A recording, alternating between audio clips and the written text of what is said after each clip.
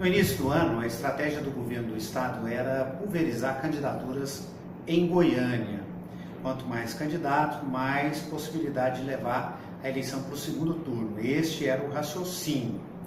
Parece que isso mudou. Já tem gente no governo considerando, fazendo as contas, que são 3 candidaturas verdadeiramente ligadas a Marco Antônio Perillo: Francisco Júnior, PSD, Luiz Bittencourt, PTB, Giuseppe Vecchi, PSDB, e várias outras candidaturas que não são ligadas ao governo. Vanderlan Cardoso, do PSB, Iris Rezende, PMDB, delegado Valdir, do PR, e Adriana Costa, do PT, principalmente essas candidaturas. Com isso, quadro mudando, 4 disputando aí diretamente, o governo acredita que não conseguiria, com 3 candidaturas, fazer com que um desses nomes, um dos seus nomes, fosse para um possível segundo turno com Iris Rezende ou com outro nome nessa disputa. Essa estratégia mudou. Fred, Daniel, vocês acreditam que é este o jogo que está posto? Esses outros 4 nomes aí disputam uma vaga? É assim que está a eleição hoje em Goiânia? Eu acho que o governo não consegue ter esse controle. Por parte, a não ser que algumas candidaturas, como no caso do Luiz Bittencourt e do Francisco Júnior e do VEC, com relação a outras candidaturas de partidos também que são da base, como no caso do delegado Valdir e do Vanderlan, que ontem, nessa última segunda-feira, até o vice-governador José Hélito, governador em exercício, disse que tem diálogo, considerou o Vanderlan como da base, em entrevista à Rádio 730. Então, tem 2, 3 candidaturas aí que eu acho que o PSDB, o governo, vai ter dificuldade de buscar unidade. E também não é desinteressante, porque são candidaturas que podem ajudar a minar a força do PMDB, provavelmente de Iris Rezende, na disputa. Eu concordo com o Fred, assim, porque o governo, além de ter essa dificuldade de controlar algumas dessas candidaturas, no meu ponto de vista, o governo ainda tem muito fresca na memória aquela negociação de 2012, né, quando foi muito difícil aquela candidatura do Jovair, e foi um processo muito longo e muito desgastante que acabou se refletindo na própria candidatura, na campanha do Jovair também, que provocou muitas arestas dentro do PSDB, principalmente que não lançou candidato, desgastou muito o hoje deputado Fábio Souza, né, que ficou muito magoado por não ter sido candidato. Então, assim, no meu ponto de vista, além do governo não conseguir controlar, eu penso que sim, no momento, se chegar lá na frente, se novamente precisar impor um só candidato, eu acho que vai provocar mais arestas, mais desgaste. E, de novo, eu não consigo acreditar que o governo vai cometer o mesmo erro que cometeu em 2012 e depois. Em 2012, logo depois, muita gente falou que nunca mais isso ia acontecer, que o governo ia forçar mais para uma candidatura só.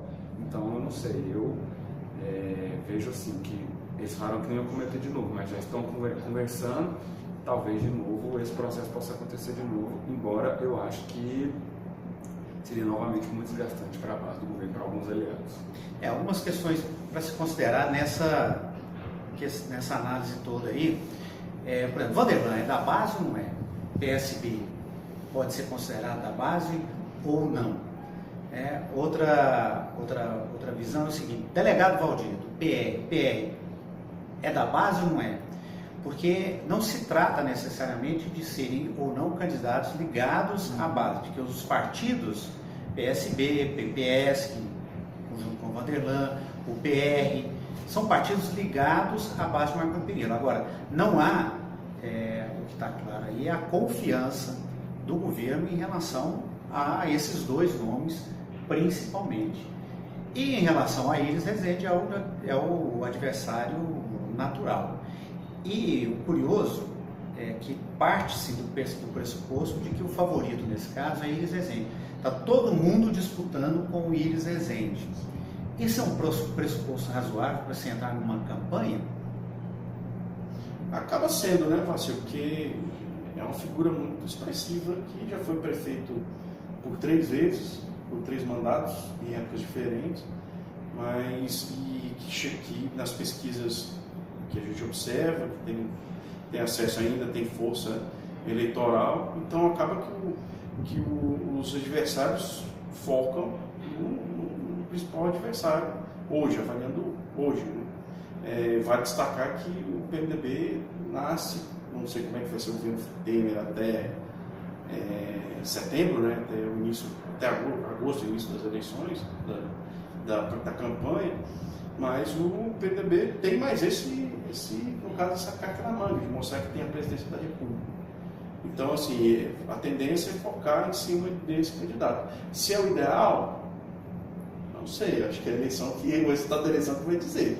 Mas que hoje o cenário, que todo mundo aposta que tem que se desgastar ou tem que buscar uma forma de minar a força eleitoral do Ives, isso assim.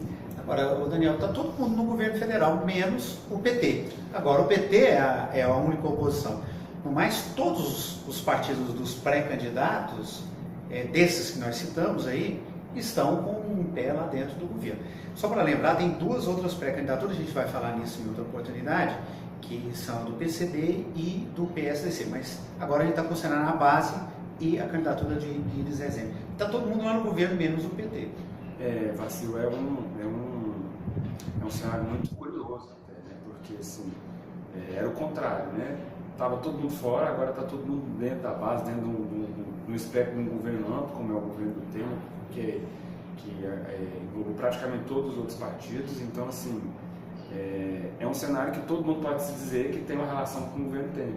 Então, assim, e ao mesmo tempo a gente sabe que também tem e não tem, porque... E influencia aqui? Acho que, na minha opinião, praticamente nada, porque a gente estava até comentando semana passada, a gente chamou atenção para isso, porque na posse do Temer, quem mais se destacou do Estado foi o governador Marco Perillo, que teve na posse, conseguiu fazer, criar uma pauta junto com o Temer, esteve na posse. O próprio PMDB goiano não conseguiu nenhum espaço junto ao Temer.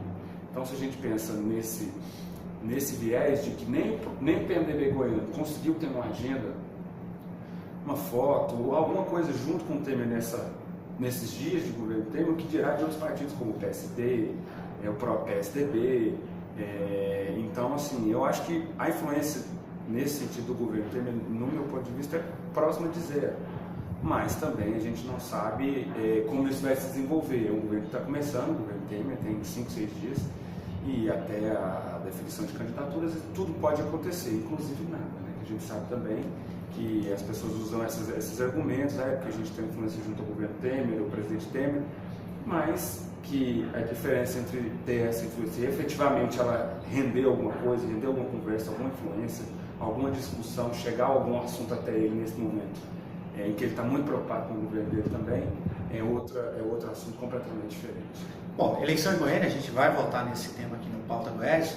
O tema para a gente abordar aqui é o seguinte: favorito, quem é nessa eleição? E os outros que não são favoritos, o que podem fazer para poder desafiar esse favoritismo? A gente fala sobre isso no Pauta Goiás.